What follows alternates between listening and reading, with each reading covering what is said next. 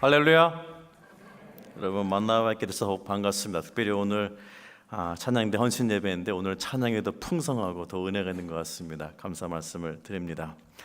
오늘 읽은 이 말씀을 통해서 오늘 저녁에 저희는 우리 모두가 하나님이 원하시는 바른 모습으로 순종하는 그런 결단의 시간이 되기를 주의 이름으로 축복합니다.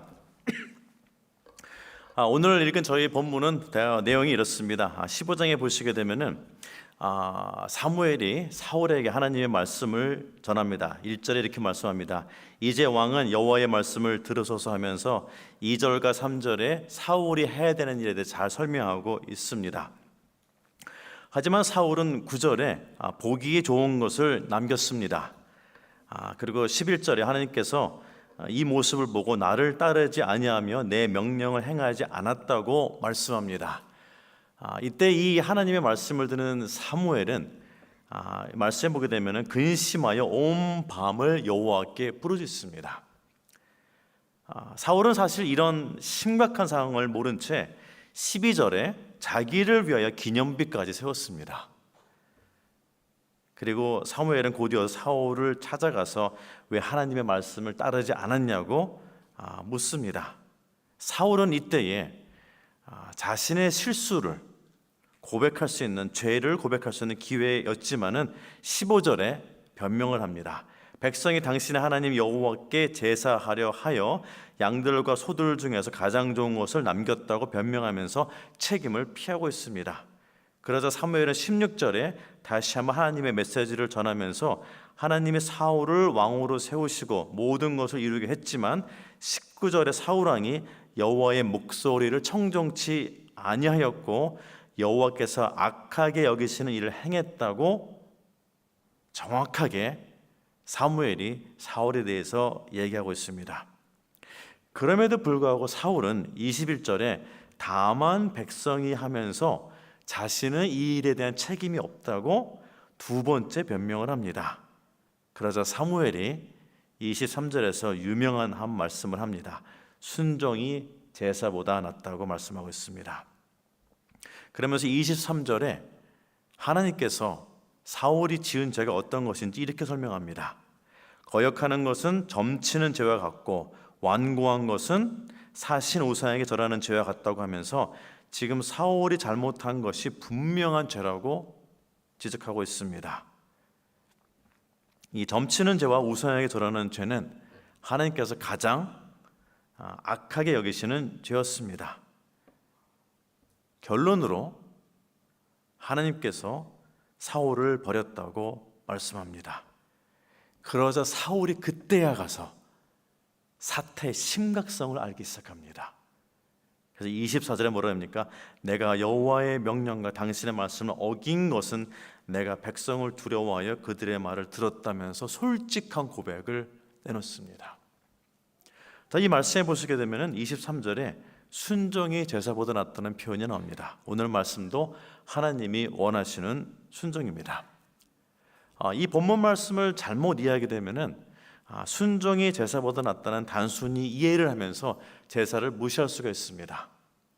하지만 성경에 보시게 되면 하나님께서는 이스라엘 백성이 하나님께 나올 수 있는 바른 제사와 제사의 내용과 제사의 방법까지도 자세하게 가르쳐 주시면서 하나님은 그 제사 받기를 기뻐하셨습니다. 화목제도 받으시 많이 기뻐하셨습니다. 하지만 여기에서 사무엘 선지자가 지적한 제사는요, 다른 제사였습니다.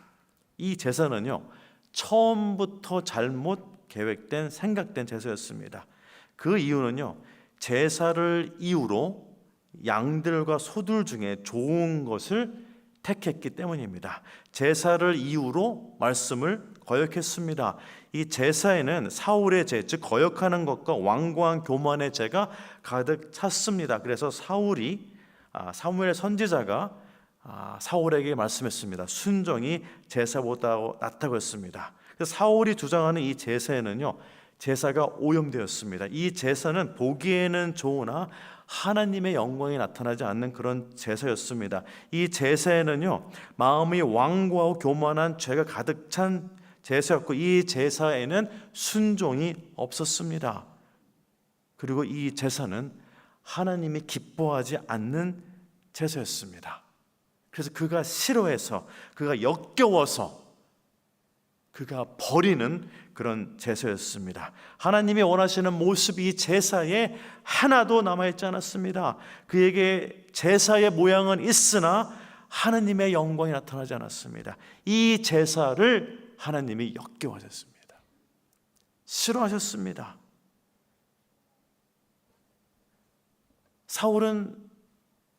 사무엘 선지자는 사울에게 여러 번 얘기했습니다. 여호와의 말씀을 청종하라고 말씀했습니다. 그가 청종할 때에 겸손함으로 순종할 수 있었는데 그가 청종하지 않자 그의 눈과 그의 귀가 그가 두려워하는 백성에게 향하기 시작했습니다. 그래서 19절에 이렇게 말씀합니다. 탈취하기에만 급하여 여호와께서 악하게 여기시는 일을 사울이 저지르게 되었습니다. 순종이 그에게서 멀어지고 말았습니다. 그가 왕이었지만 하나님이 그를 허락했지만 그가 하나님께 드린 제사에는 순종이 없었습니다. 왜요? 그가 말씀을 청종하지 않았기 때문입니다. 저는 선교를 하면서 사울과 같이 하나님이 원하시지 않는 제사와 같은 행동을 참 많이 했습니다. 말씀을 들었지만 청종하지 않았습니다. 말씀을 읽었지만 내 마음과 행동이 그것을 따라하지 못했습니다. 그러자 저에게 영적인 판단력이 흐려지기 시작했습니다. 저도 사울과 같이 제 귀에 들리고 눈에 보이는 것을 따라하기 시작했던 게 참 많았습니다. 선교를 처음 하면서 선교를 잘하고 싶었습니다. 파송받아서 갔기 때문에 잘하고 싶었고 선교를 빨리 해서 효율적으로 효과적으로 복음을 전파하고 싶은 생각이 참 많았습니다. 그래서 고민을 많이 했습니다. 신학 공부와 교회 사역을 하면서 저에게는 한 가지 생각이 있었습니다. 그 생각은 뭐냐면은 나도 뭘 좀 알고 있지, 이 생각이 있었습니다. 사람과 환경은 좀 달라도 좋은 결과가 나오면은 인정도 받을 것 같다는 생각이 있었는데 시간이 지나서 보니까 이 생각이 바로 교만이었습니다. 사울과 같은 교만의 생각이 내 안에 있었는데 전혀 알지를 못했습니다. 그래서 생각을 하다가 이 선교지에 없는 게 무엇일까? 새로운 게 등장하면 사람이 다 모을 것 같았습니다. 그래서 그때 곰곰이 생각하다가 제가 선택한 물건이 하나 있었습니다. 여러분, 무엇일까요? 프로젝트입니다. 산속에는 전기가 없습니다. 요만한 촛불 하나만 켜놓고 모든 사람이 생활합니다. 프로젝트로 지저스라는 영화를 보여주면 사람이 모일 것 같았습니다. 그래서 발전기와 노트북과 스피커와 모든 전기선과 그다음에 기름을 가지고 정말 힘들게 산 건너 강 넘어 산을 올라갔습니다. 저희는 넘어져도 장비는 챙겼습니다. 그 깊은 산 속에 들어가서 대충 테이블을 만들고 모든 장비를 올려놓고 발전기를 돌리고 불을 탁 켰는데 정말 역사적인 일이 벌어졌습니다. 그 마을에 그 산 속에 그렇게 밝은 빛이 나온 적이 처음이었습니다. 여러분, 이 밝은 빛이 나오면요 날아다니는 모든 것이 프로젝트 앞에 다 모입니다. 화면이 어둡게 보일 정도로 많이 모였습니다. 사람들은 밝은 빛을 보자 뒤로 물러납니다. 그러다가 그게 너무 놀라운지 앞으로 오면서 그 테이블을 건드렸는데 살짝 설치해 놓은 겁니다. 어떻게 됐을까요? 여러분, 프로젝트가 켜놓은 지 10초도 안 돼서 바닥에 떨어져가지고 터져버렸습니다. 노트북이 떨어졌는데 이 사람이 미안하다고 하면서 걸어오는데 노트북 스크린을 밟아버린 거예요. 스피커를 발로 차버리고, 그리고 10초 만에 모든 프로젝트가 끝나버렸습니다. 저는 효율적으로 택했는데 효율이 너무 앞서갔습니다. 사람이 너무 놀란 거예요. 저는 이거를요 3번을 반복했습니다.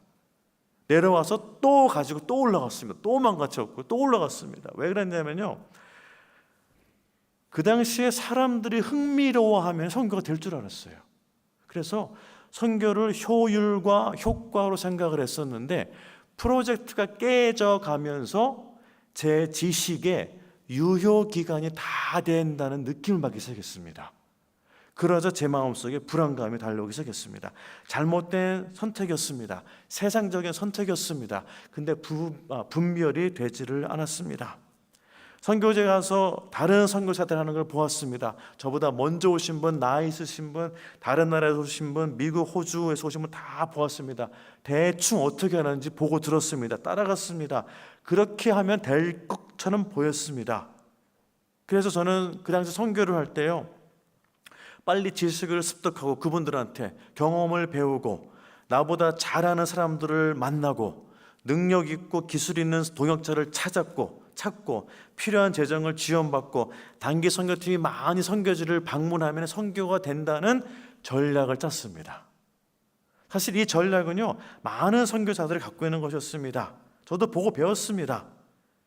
그리고 시간이 어느 정도 지나고 나서 이런 일에 집중하다 보니까 자연스럽게 말씀과 기도와 하나님을 멀리하게 되었습니다. 하나님이 주셨다는 지혜로 생각해서 사역을 했는데 결과가 하나님을 멀리하게 되었습니다. 프로젝트가 많아지고 일이 많아지다 보니까 기도보다 생각이 복잡해졌습니다. 시간이 지나면서 하나님은 제가 전략적으로 생각하는 선교의 많은 것들에 대해서 잘못을 지적하셨습니다. 그러면서 저에게 한 방 날리셨습니다. 펀치를 한번 탁 치세요. 그러면서 저에게 하시는 말씀이, 그 많은 것들을 생각하지 말고 말씀과 기도로 거룩해지라고 저에게 직접적으로 다가오셨습니다. 이 저에게 주던 이 말씀은요, 그 당시에 저에게 너무나 중요했습니다. 제 선교 사역을 바꿨습니다. 제가 계획한 모든 것이 안 돼서 돌아가려고 생각이 있었습니다. 돌아가려고 생각 중에 이 말씀이 오면서 제 마음을 하나님께서 바꾸셨습니다. 그렇지 않았다면 저도 똑같이 사울과 같은 반응을 보였을 것입니다. 변명하면서 순종하지 않으면서 나왔을 것입니다. 저는 제 선교에 꼭 필요하다고 생각한 것들이 있었습니다. 근데 하나님께서는 저에게 이런 말씀을 하십니다. 제가 생각하는 꼭 필요하고 에센셜한 것이 선교에 필요하지 않다는 것이었습니다. 그리고 저에게 죄를 자백하고 겸손하라고 저에게 말씀하셨습니다. 저는 선교사로서 언어를 빨리 배우고 새로운 문화에 적응하고 무엇이든지 잘할 수 있는 능력이 중요하다고 생각했습니다. 하지만 시간이 지나다 보니까 하나님은요, 무엇이 부족하고 무엇이 없으셔서 선교사를 부르지 않으셨습니다. 저의 착각이었습니다. 저는 제가 준비돼서 선교 준비가 되었기 때문에 선교사로 파송받은 줄 알았습니다. 그리고 심지어는 선교하기 전에 목사님은 준비됐다는 말을 들었는데 거기에 제가 넘어갔습니다. 아, 맞아, 나는 준비된 사람이야. 가보니까요, 순 거짓말이었습니다. 하나님 앞에 준비된 사람은 아무도 없습니다. 하나님은 준비된 자를 찾으시는 것이 아니고 순종할 자를 찾으십니다. 제 오해였습니다. 사울은요, 왕으로 뽑혔을 때에 그가 준비된 자가 아니었습니다. 하나님이 불쌍히 여기셔서, 이스라엘을 불쌍히 여기셔서 선택해 뽑으셨는데 그가 잘난 줄 알았습니다. 그의 교만이 그를 망쳤습니다. 저에게도 똑같은 일이 일어나기 시작했습니다. 저의 지식과 경험과 능력이 선교의 필수품이 아니었고 성령의 능력이 저에게 꼭 필요했는데 이것을 하나님이 가르쳤습니다. 그래서 하나님은 저에게 선교를 시작하시면서 주변을 보면서 들으면서 찾으면서 할 생각을 하지 말고 저에게 회개하라고 말씀하셨습니다. 그러면서 회개를 통해서 회복을 원하셨습니다. 그 새로워진 모습을 통해서 하나님은 저와 새로운 관계를 맺기를 원하셨습니다. 하나님은 제가 급하게 일을 시작하는 것을 원치 않으셨는데 저는 글로 빠지고 말았습니다. 그래서 나중에 회복되고 보니까 하나님께 저에게 주신 것은 영적인 관계가 회복되는 것을 원하셨습니다. 저에게는 회개가 그 어떤 축복보다 더 은혜스러운 시간이 그때 지나가고 있었습니다. 저는 처음에 선교를 할 때 순종을 골랐습니다. 제가 할 수 있는 것, 제가 하고 싶은 것, 제가 좋아하는 것, 제 능력과 시간에 맞는 것, 그 모든 것이 기준이었습니다. 사실 이러한 기준을 가지고 봉사를 해도 순종을 해도 잘한다고 할 수가 있습니다. 그리고 저는 일을 하면서 깔끔하고 꼼꼼하게 일을 해야 된다고 생각했습니다. 잘해야 된다고 생각했습니다. 할 거면 잘한다고 생각했습니다. 다른 사람보다 잘할 수 있다는 경계심도 제 안에 있었습니다. 그리고 제가 할 수 있는 것과 없는 것을 경계선을 잘 그었습니다. 제가 못하게 되면은 이성적으로 합리적으로 적당한 이유를 잘 되었습니다. 기브 앤 테이크 어웨이를 할 때도 계산을 한 적이 참 많았습니다. 제가 한 순종은요, 오염되었습니다.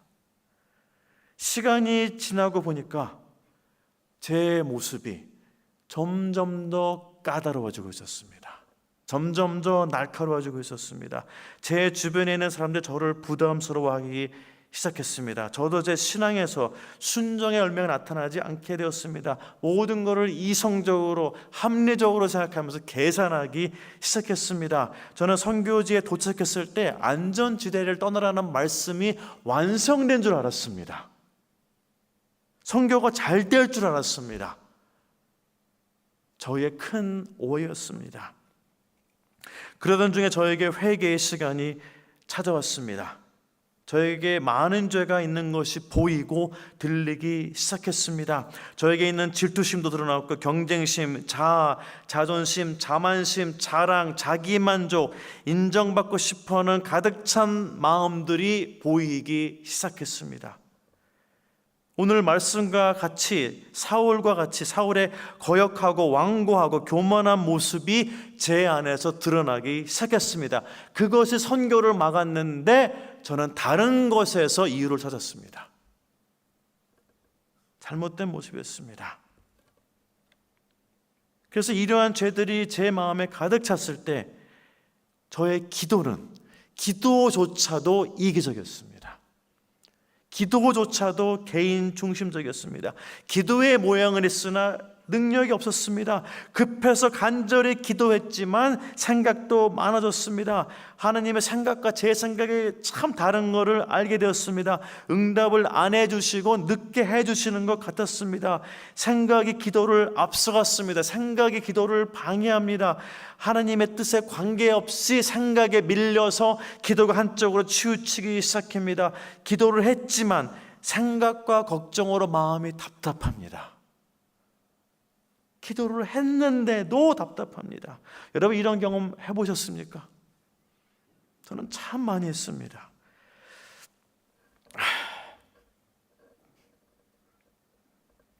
그래서 이런 생각이 많아지니까 기도를 마쳤는데도 생각이 길어집니다. 어떻게든 방법을 찾으려고 생각이 길어집니다. 생각이 많아집니다. 내가 누구를 찾을까?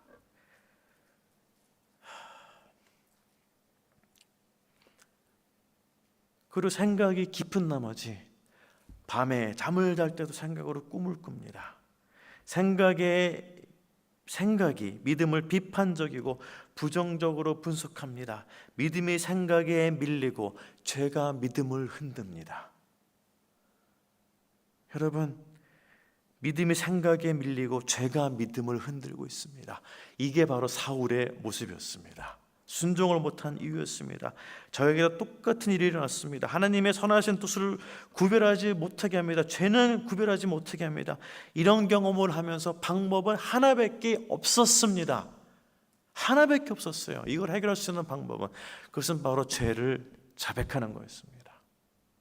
내가 죄인인 것을 다시 한번 인정하는 것이었습니다. 모든 것을 다 아시는 하나님이, 완벽하신 하나님께서 그의 때에 맞추어서 그가 원하시는 방법으로 그의 시간에 응답을 하시는데, 비록 응답을 안 하셔도 그것이 하나님의 뜻인데 그것이 하나님의 뜻이라는 믿음의 확신이 저에게 없었습니다. 저에게 없었습니다. 그래서 믿지 못한 것을 또 자백하게 되었습니다. 그러면서 회복이 되었습니다. 그러면서 믿음이 들어오게 되었습니다. 그러면서 기도하면서 생각이 짧아지기 시작했습니다. 생각을 깊이 안 하게 되었습니다. 기도 쪽으로 모든 게 넘어갔습니다. 그럼에도 불구하고 선교를 하면서 저에게는 계속해서 시험과 고난이 다가오기 시작했습니다. 회개를 통해서 하나님의 뜻을 믿음으로 받아들이면서 선교의 방향이 바뀌게 되었습니다. 순종의 내용도 바뀌었습니다. 이럴 때 성령은 저를 어둠 속으로, 고난과 분쟁이 있는 곳으로, 주술사와 거친 추정이 있는 곳으로, 아픈 사람들이 있는 곳으로, 귀신들이 있는 곳으로 저를 밀어넣기 시작했습니다. 그 전에 그거를 보았을 때 저는 피해다녔습니다. 왜요? 순종을 할 수는 있지만은 저에게 너무나 큰 순종이었습니다. 아니, 그곳에 가서 그 사람을 어떻게 만나요? 제가 귀신 들린 사람을 어떻게 기도합니까? 그 두려움이 저에게 가득 찼습니다. 하지만 그곳에 들어가니 하나님께서 저에게 원하셨던 것은 제가 기적을 일으키라는 걸 원하시는 것이 아니었고 믿음으로 기도만 하라는 것이었는데 그것조차도 그 당시에는 순종을 못했습니다.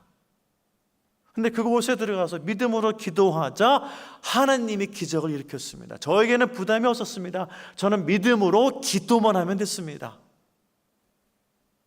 산속에 교회가 세워졌습니다.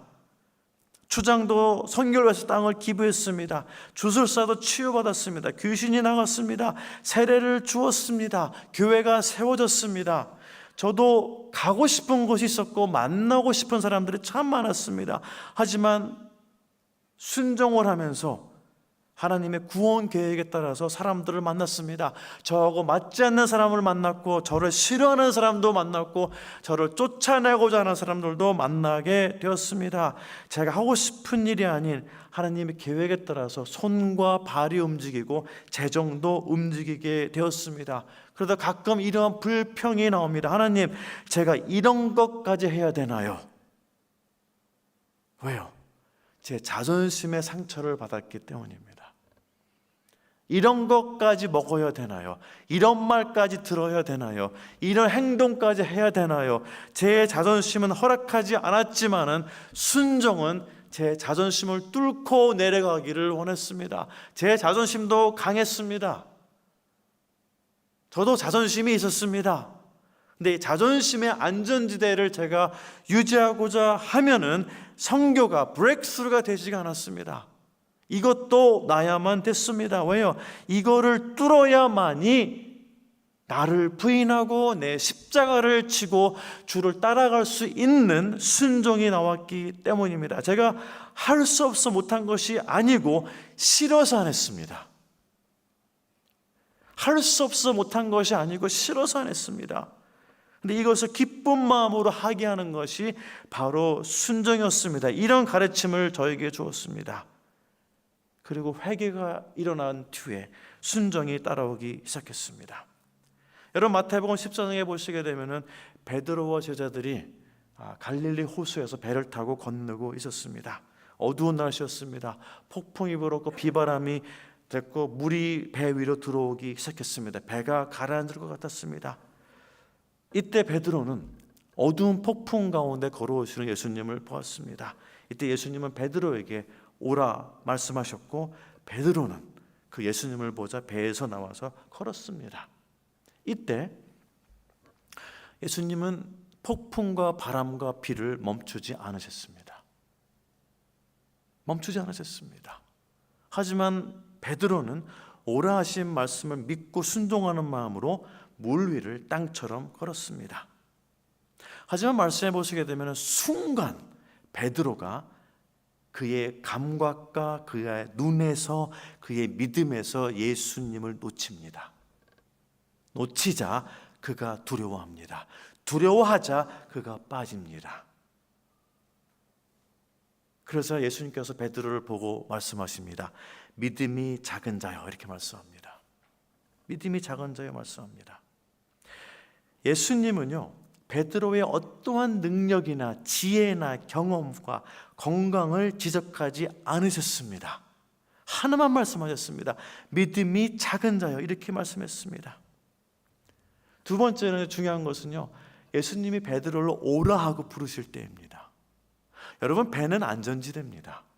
배에 있으면 안전합니다. 그리고 이때가 지금 배에서 나와서 나갈 때입니까? 하지만 예수님은요, 베드로를 사람이 생각하는 안전지대에서 예수님이 정하신 믿음지대로 부르셨습니다.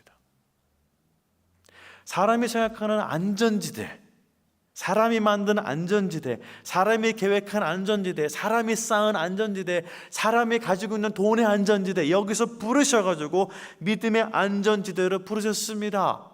여러분, 예수님께서 베드로를 부르실 때요, 베드로가 다른 제자보다 뛰어나서 물 위를 걷는 능력이 있어서, 그가 특별한 지혜와 권능과 은사가 있어서 그를 부르지 않으셨습니다. 예수님은요, 단순히 베드로가 이 말씀에 순종할 수 있는지 그의 믿음을 보기 위해서 그를 불렀습니다. 그를 불렀습니다. 믿음으로 순종하는 모습을 보기 위해서 사람이 생각하는 안전지대에서 믿음지대로 불렀습니다. 네, 그가 나와서 조금 걷자 물에 빠졌습니다. 그래서 그가 마지막에 뭐라고 외칩니까? Lord save me. 주여 나를 구원하소서 외칩니다. 그가 예수님의 손을 잡자 다시 물에서 나오기 시작했습니다. 사랑하는 성도 여러분, 코로나로 2년 동안 어려우셨죠? 혹시 베드로와 같이 빠지지 않으셨습니까? 영상 예배 들으시면서 어땠습니까? 저는 솔직히 참 힘들었습니다. 저는 2년 동안에 많이 빠졌습니다. 선교하면서도 많이 빠졌습니다. 주 예수 그리스도를 내 눈에서 놓쳤을 때, 내 믿음에서 놓쳤을 때, 내 귀에서 놓쳤을 때, 내 감각에서 놓쳤을 때 들리고 보이는 것에 의해서 빠지기 시작합니다. 빠지는데도 빠지는 줄을 모릅니다. 지난 2년간 참 힘들었습니다. 저희 부족 선교도 많이 힘들었습니다. 여러분, 새로워지기를 원하십니까? 그러면 베드로 말씀이 답입니다. 주여 나를 구원하소서. 주여 나를 구원하소서. 이게 답이었습니다. 저는 바누아투로 들어가는 것을 위해서 정말 기대하면서 기도하면서 지내왔습니다. 정말 긴 시간 동안에 말도 안 되는 진짜 엄청나고 복잡한 과정에 지쳐 있다가 2월 말에 모든 서류를 다 받아서 3월 26일 날 들어가려고 탁 준비하고 있었습니다. 근데 바누아투에 코로나가 드디어 생겼어요.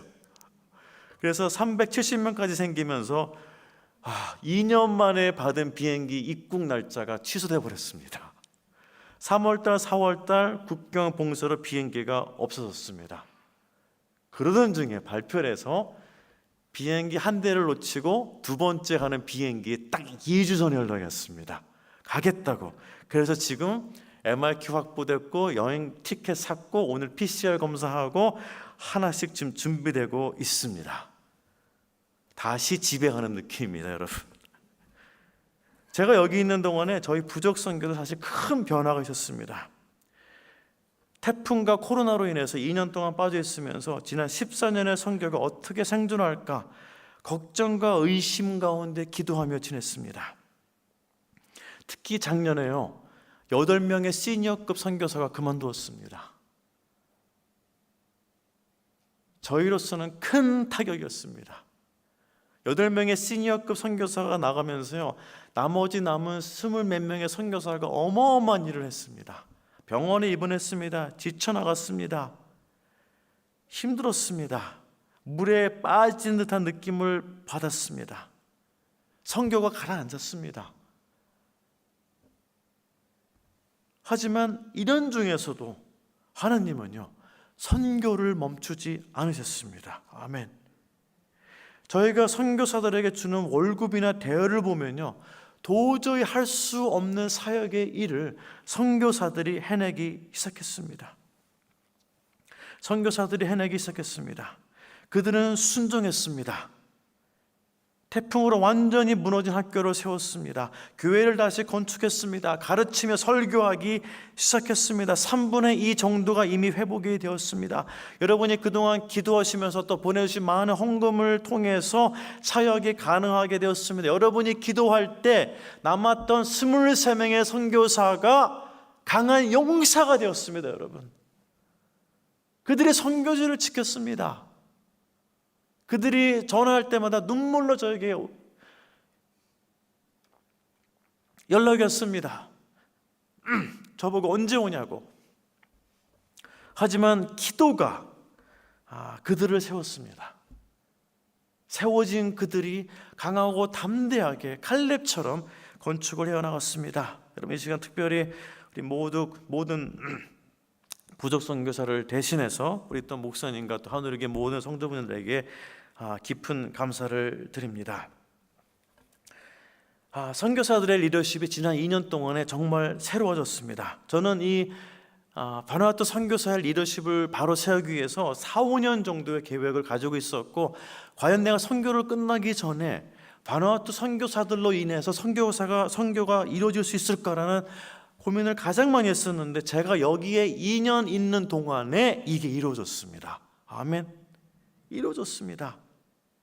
그래서 선교사들이 프로그램도 스스로 운영하고, 선교사들이 스스로 파송하고, 심지어는 선교사들이 각자의 섬에 가서 선교사들을 모집해서 산토로 데리고 왔습니다. 저는 이게 가장 큰 충격이었습니다.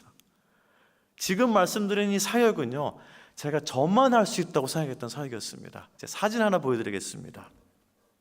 혹시 사진 준비됐나요? 이 사람들입니다. 자, 이분들이요, 저하고 3기 사역을 같이 할 어벤져스들입니다. 1기 사역에 40명 다 합쳐서 한 6, 70명이 했고요. 2기 사역에 6, 70명이 했고, 이제 3기 사역을 시작하면서 하나님이 보내줬는데, 여기에 18살부터 65세까지 새로운 선교사 10명이 들어왔습니다.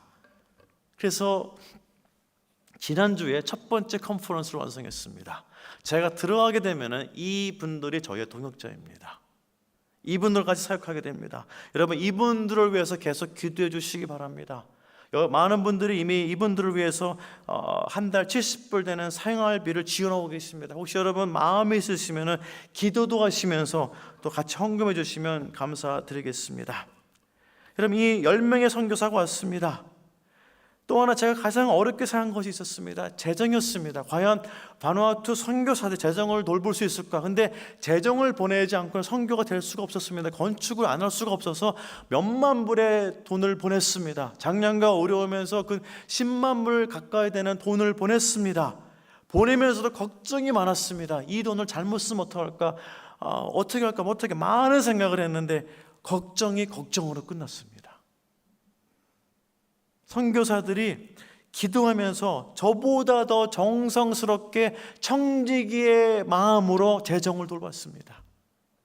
재정 보고가 오는데 아이스크림 하나 먹은 것까지 써서 보냅니다. 내가 뭘 하러 갔다가 너무 더워서 선교사님 아이스크림 하나 먹었습니다. 미안합니다 하면서 아이스크림 내용까지 써와요. 그러면서 재정도 돌보기 시작했습니다. 지나가 보니까요, 하나님께서는 제가 바누아투로 돌아가는 것을 허락하지 않으셨지만 기도한 모든 걸 다 이루셨습니다. 아멘. 하나만 안 이루셨어요. 다 이루셨습니다. 다 이루셨습니다.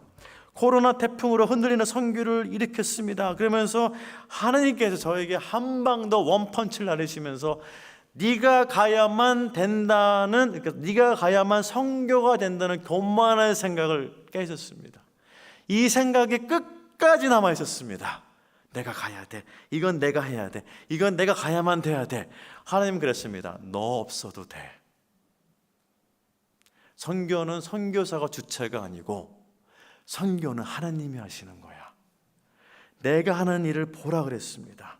이로 인해서 저희 선교에 여러분의 기도와 후원으로 인해서 하나님의 영광이 나타나기 시작했습니다. 여러분, 제가 이번에 선교제 다시 들어가게 되면은 분명히 선교의 변화가 올 것입니다. 선교 운영, 리더십, 재정관리 모든 것에 변화가 올 것입니다. 하나님이 선교를 성장시키는 방법을 보았습니다. 그리고 중요한 거, 하나님이 어떻게 위기를 극복해야 하는지 분명히 보여줬습니다. 위기를 극복하는 방법은 하나밖에 없었습니다. 그것은 말씀과 기도로 거룩해지는 것이었습니다. 아멘. 다른 방법이 없었습니다. 저는 다른 방법을 많이 찾았습니다. 근데 말씀에는 다른 방법이 없었습니다.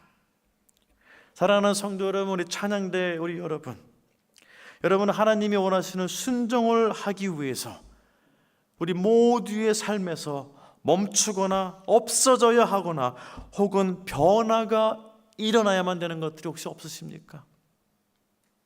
하나님의 뜻에 맞추어서, 하나님의 계획에 맞추어서 순종을 해야 되는데, 지금 내가 가지고 있는 것, 내가 쌓아놓은 것, 내가 하고 싶어 하는 것, 내가 가지고 있는 것이 너무 많고 너무 커서 이것을 놓기에는 너무 부담스러워서 하나님의 일조차 미루고 있는 그런 모습 혹시 없으십니까?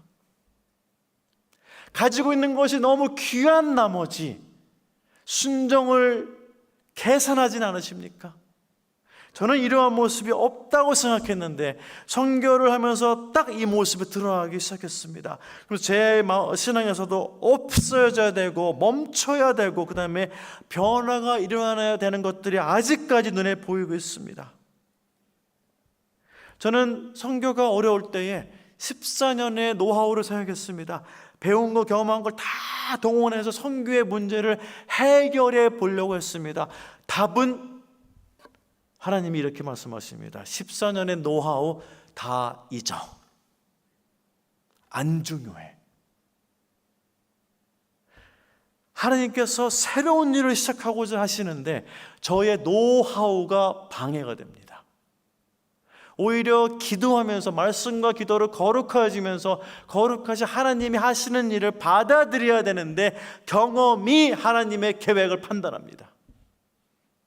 하나님은 저에게 말씀하십니다. 14년의 노하우, 그게 뭐 중요하다고, 그게 뭐 좋은 거라고 그걸 갖고 있으려고 그러니 다 잊으라고 말씀하십니다. 하나님은요, 제 눈에 보이지 않는 길을 알고 계십니다. 제가 모든 지식과 경험을 동원해서라도 볼 수 없는 길을 하나님은 알고 계십니다. 여러분, 그 하나님은요, 제 생각의 반대쪽에서 일하십니다. 제 지식과 제 경험이 저의 고정관념을 만들었습니다. 이 관념으로 하나님을 보게 합니다. 하나님의 믿음을 보게 합니다. 순종을 보게 합니다. 생각과 경험이 저의 고정관념의 틀을 만들었습니다. 그래서 하나님이 저의 경험을 잊으라랍니다. 지식을 잊으라랍니다. 틀을 깨라 그럽니다. 하나님은 제 생각의 반대쪽에서 일하십니다. 생각의 반대쪽에서 길을 열고 계십니다. 여러분, 홍해를 가르신 분, 저는 모세인 줄 알았습니다. 하지만 홍해를 가르신 분은 누구였습니까? 하나님이었습니다. 모세는 누구였습니까? 그의 말씀에 순종해서 손에 지팡이를 든 사람이 모세였고 기적을 일으킨 분은 하나님이었습니다. 아멘. 때로는 제가 너무나 많이 모세에 집중했습니다. 하나님은 길을 알고 계십니다. 이번 주말에 들어갑니다. 또 다른 느낌입니다. 2007년 11월 말에 이곳에서 파송 예배를 받았습니다. 그때도 마음이 새로웠습니다. 2015년 1월 2기 사역하면서 또 들어갔습니다. 또 지금 들어가면 3기 사역하면서 마음이 새롭습니다. 지금은 마음이 많이 바뀌었습니다. 사역에 순종하기를 원합니다. 하나님이 1년을 원하시면 1년을 하고 다시 또 7년을 원하시면 다시 7년을 하게 됩니다. 하나님의 말씀에 순종하는 것이 사역의 우선순위로 다가오는 것을 느끼고 있습니다. 믿게 되었습니다. 사랑하는 성도 여러분, 어떻게 순종하십니까? 내 생각의 반대쪽에서 일하시는 하나님이 보이십니까? 새로운 길을 여시는 하나님이 보이십니까? 그 순종의 길을 가기 위해서 내 삶에서 정리할 것이 있으십니까? 버릴 것이 있으십니까? 놔야 될 것이 있으십니까? 베드로처럼 내가 생각하는 안전지대에서 하나님이 원하시는 믿음지대로 나가실 준비가 되어 있으십니까? 하나님이 코로나도 끝나면서 새로운 일을 하길 원하십니다. 그 새로운 일에 동참하기를 원하십니까? 같이 뛰어갈 준비가 되어 있으십니까? 하나님이 오늘 말씀을 통해서 우리 모두를 부르십니다. 순종의 자리에 부르십니다. 말씀과 기도로 거룩해지는 자리에 부르고 계십니다. 그 자리에 내가 나아가겠습니다. 결단하면서 나갈 분 계십니까? 내가 그 자리에 나아가겠습니다. 지난 많은 시간 2021년까지 삶을 뒤로하고 올해에는 내가 다른 모습으로, 다른 순종으로 역사하시는 하나님께 순종하면서 나아가겠습니다. 여러분, 이런 결단하지 않으시겠습니까? 이 역사를 위해서 우리에게 말씀을 주셨습니다. 사무엘은 외쳤습니다. 말씀을 청종치 아니함으로 사울이 순종하지 못했다고 했습니다. 사랑하는 성도 여러분, 말씀을 청종하시며 순종하는 한 해 되기 축복합니다. 축복합니다. 내 생각에 반대쪽에서 일하시는 하나님을 보시기 바랍니다. 길을 여시는 하나님을 보시기 바랍니다. 그 하나님이 우리를 이끄시며 우리의 손을 잡으시며 우리와 함께 새 날을 개척하기를 원하십니다. 이 자리에 저는 선교사로, 여러분은 성도로, 여러분은 성가대로 부름을 받았습니다. 이 사역이 주 안에서 복된 사역 되기를 주님의 이름으로 축복합니다. 하나님 감사합니다. 주의 은혜가 있었습니다. 주의 말씀이 있습니다.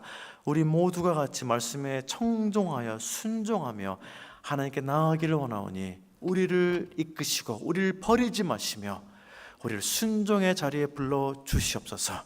예수님의 이름으로 기도드렸습니다. 아멘.